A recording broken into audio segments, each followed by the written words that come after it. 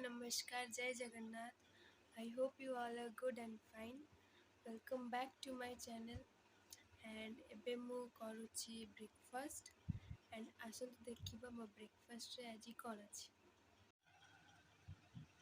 Show ଯେମିତି ଆପଣମାନେ ଦେଖିଲେ ଆଜି ମୋ ବ୍ରେକଫାଷ୍ଟରେ ଉପମା ଅଛି. ଆଉ ଆପଣମାନଙ୍କୁ ଉପମା କେମିତି ଲାଗେ ମୋତେ ନିଚେ କମେଣ୍ଟରେ ନିଶ୍ଚିତ ଜଣାଇବେ. So stay tuned. Hi guys, तो आपण मैंने देखिपे एटी आमर सोयाबीन तरकारी प्रिपरेशन चलती.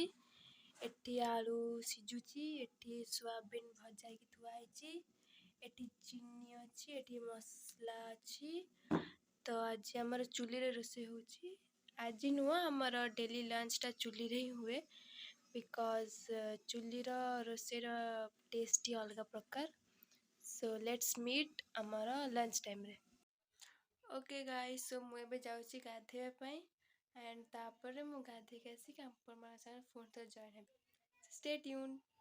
सो हे गाइस, मु गाधेक आस सारी एंड एबे मु बस लंच करने.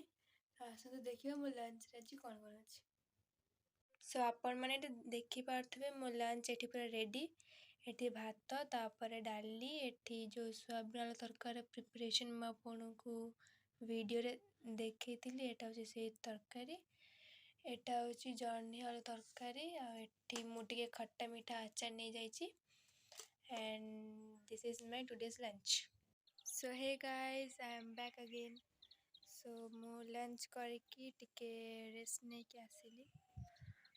मु निश्चित कहबी जे लंच कला परे 10 या 15 मिनिट्स पाई हो पछे रेस्ट नेबा नियत दरकार because it's good for your health, right. माँ की खरा हो सूरज मामा, इट्स नॉट करेक्ट. हाँ, सो के मुझे आगू पड़ू ना एम ओके.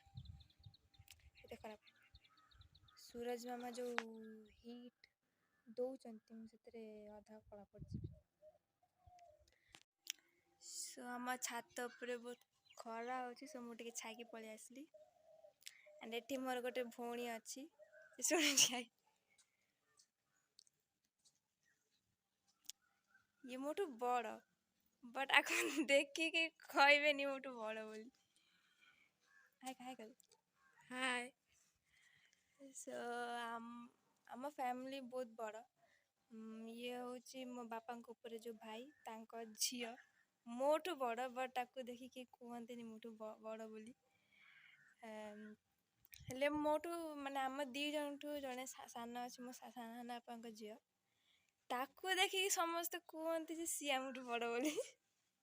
से नाई आज ट्यूशन जाइए बट सी जो दिन रु भी वीडियो आनी. सो हे गाइज, आज ये. Please do like, comment, share and subscribe to my channel and press the bell icon for more videos. So tata, bye bye and take care.